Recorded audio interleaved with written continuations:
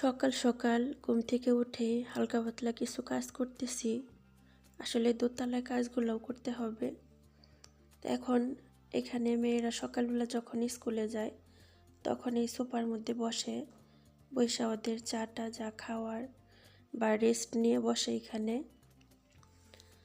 যাওয়ার আগ পর্যন্ত। তো এই জায়গাটা একটু বেশি ময়লা হয় সব সময়। এটাই তো জায়গাটা আমি পরিষ্কার করে নিচ্ছি।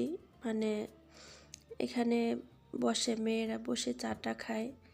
এখানে আপনাদের দেখাতে পারছি না, নিচে মনে হয় চা ফালাইছিল, একদম লাল হয়ে আছে এর কার্পেটটা। এটাও আমার সাবান দিয়ে ধুইতে হবে, তো কিছুক্ষণ পরে ধুবো। তো এখন এদিকে একটু কাজ করে নিলাম, এখন চলে যাব দোতলায় কাজ করতে, তারপর নিচে চলে আসবো ইনশাআল্লাহ।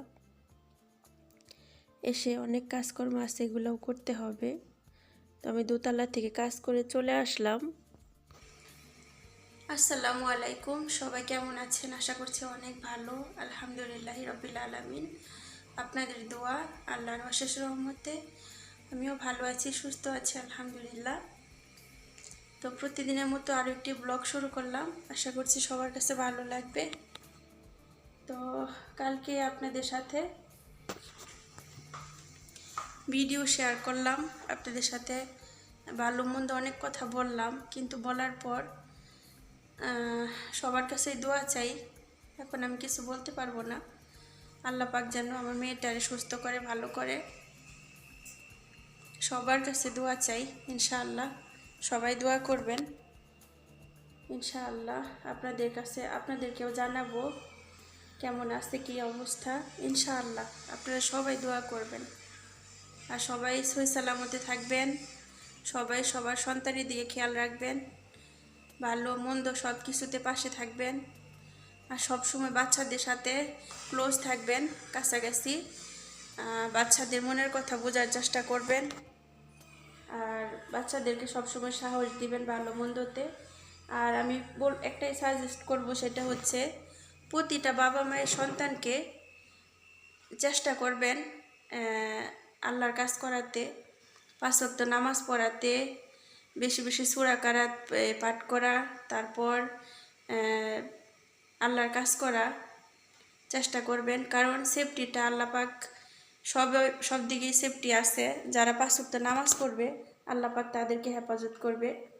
এমনি তো আল্লাহ পাক আমাদেরকে অনেক ভালো রাখছে আলহামদুলিল্লাহ, আল্লাহ হেফাজত করে, কিন্তু আল্লাহর কাজ আমাদের করতে হবে ইনশাআল্লাহ। আপনারা সবাই দোয়া করবেন আমার মেয়েটার জন্য। আমার অনেক কমেন্ট আসছে কালকে, আমি কারো কমেন্টে রিপ্লাই করতে পারি না, বিশ্বাস করেন।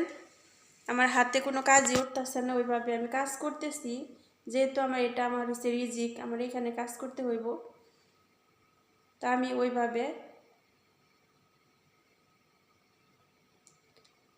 আমি কাজ করতে পারতেছি না। যতটুকু সম্ভব ঠিক ততটুকু করতেছি। আমি কাজ করতেছি ঠিকই, কিন্তু আমি কষ্ট হইতেছে নাকি কি হইতেছে আমি জানি না, কিন্তু আমি কাজ করতেছি। এই যে এখনও রান্নাবাড়ি করলাম, আপনাদের সাথে শেয়ার করতে পারি নাই। এই যে ওনারা খাওয়া দাওয়া করলো,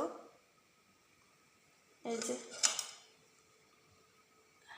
ওনারা খাওয়া দাওয়া করছে, এখন আমি খাওয়া দাওয়া বাকি আছে। বিশ্বাস করেন, আমার আজকে 3 দিন হয়ে গেছে আমার ভিতরে কোনো খাবার দাবার কোনো কিছুই যাইতেছে না। মানে খাবার দাবার আমার, বিশ্বাস করেন, আমি বলে বোঝাতে পারবো না। আমার খিদাও লাগতেছে না, আমি একটু পর পর পানি খাইতেছি।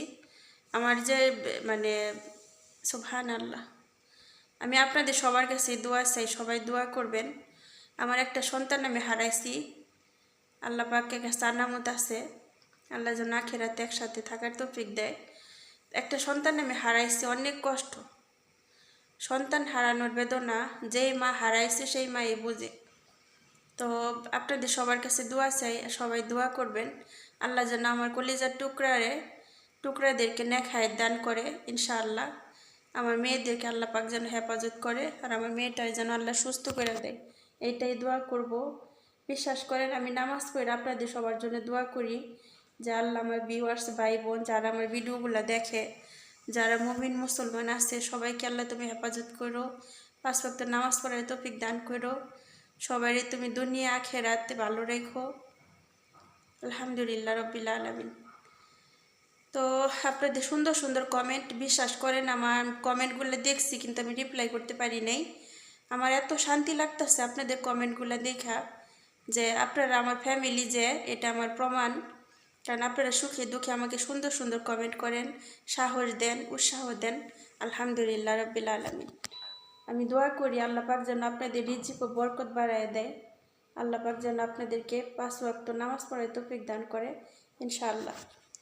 তো যাই হোক, টুকিটাকি কাজ করি, সাথে থাকুন, কারণ কাজ তো করতেই হইব। অন্যের বাড়িতে আসি, এটা তো আমার আরেকটা রিজিক, এটাই আমার আগে।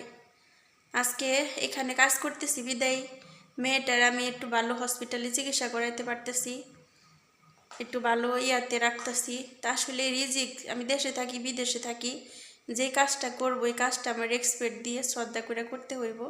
কিন্তু এই কয়দিন ধরে আমি ওইভাবে কাজও করতে পারতেছি না। ইনশাআল্লাহ আপনাদের দোয়া বরকত চাই।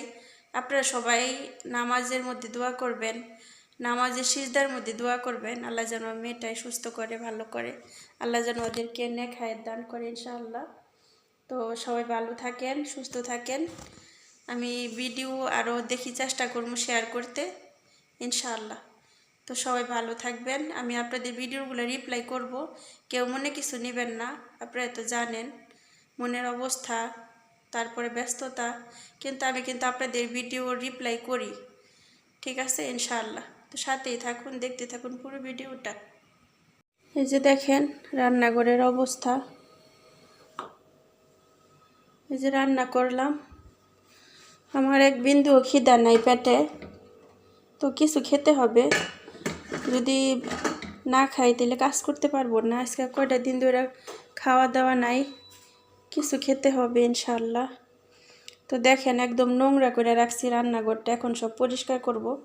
প্রতিদিন সবসময় এরকম করি না, কারণ আমার কাজ শুধু করতেছি, কিন্তু আমার কোনো ইয়া নাই, কাজ করতেছি আলহামদুলিল্লাহ রব্বিল আলামিন। তারপরে হয়েছে একটা সমস্যা বলবো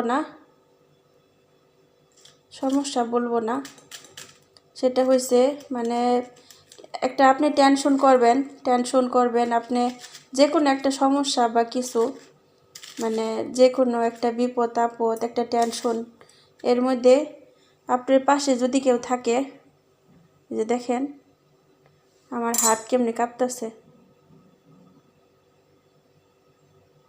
আমার হাত পা কাঁপতেছে সমানে। তো যখন আপনি টেনশন করবেন, যখন আপনার মানে একটা বিপদ আপদের কথা শুনলে, তখন কি হয়, যদি আপনার পাশে কেউ থাকে তাহলে কিন্তু আপনার সাহস হবে। এখানে ওনারা যে উপরে বৈশা রয়েছে, ইয়াটা একটু বড়,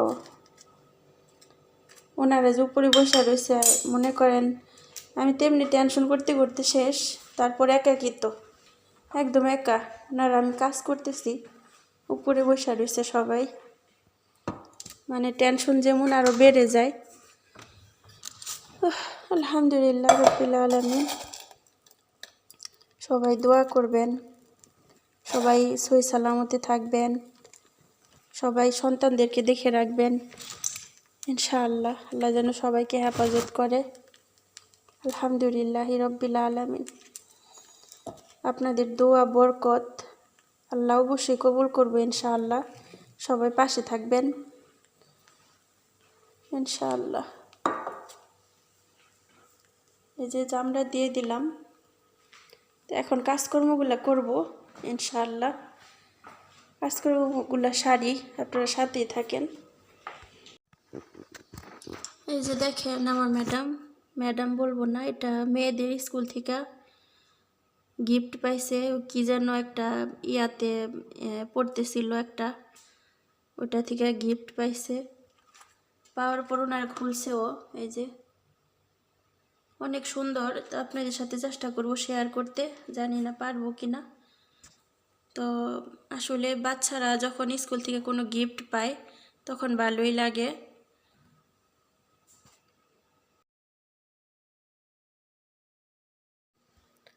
আর এই দিকে আমি চলে আসলাম রাতের বেলা বাচ্চাদের জন্য কিছু খাবার বানাতে।